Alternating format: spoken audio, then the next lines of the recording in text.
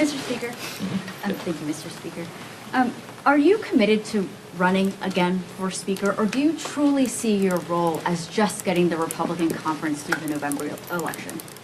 No, I intend to lead this conference in the future. And the most important thing that we have to do right now is govern the country well, show the American people that we will and that we are. That's what we've been doing.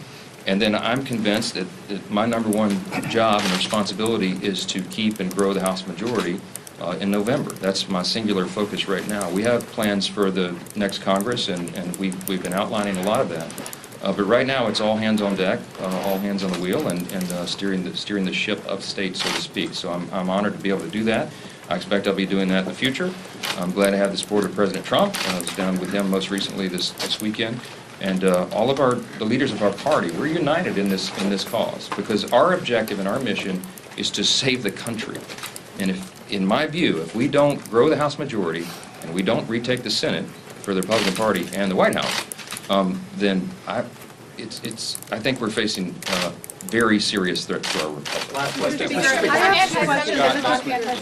you, Mr. Speaker. Some of your GOP colleagues have asked, why are you even negotiating with MTG? She's trying to remove you. Why are you entertaining her demands? I think if John Boehner were still here, he might have called her a legislative terrorist. So, can you talk a little bit about why you decided to sit down with her for hours on end? Let me address it. So yesterday I met at some length with Marjorie Taylor Greene and Thomas Massey. It was a good discussion. I thought it was productive. We'll visit again today. It's not a negotiation, okay? This is how I've operated as Speaker. I committed to do it before I became Speaker, and we've been doing this for the last 6 months. I reminded my conference of this just within the last hour. Everybody knows I have lengthy discussions, detailed discussions on a daily basis with members across the conference. There are 217 of us. It takes a lot of time. This is why I don't get enough sleep these days. But what it's required when you have the smallest majority in history is that you have to quite literally get everyone to work together. When you can only lose one vote on a party preference or priority, it takes a lot of time to build consensus. And so what I do every day, Scott, is almost on an hourly basis, is I hear suggestions and ideas and thoughts from members. My door has been open from day one. Everybody knows that. I mean, I spend endless hours at this. There's nothing unusual about this. I've heard Marjorie and Thomas's ideas, just like I have every day for the last 6 months, heard others.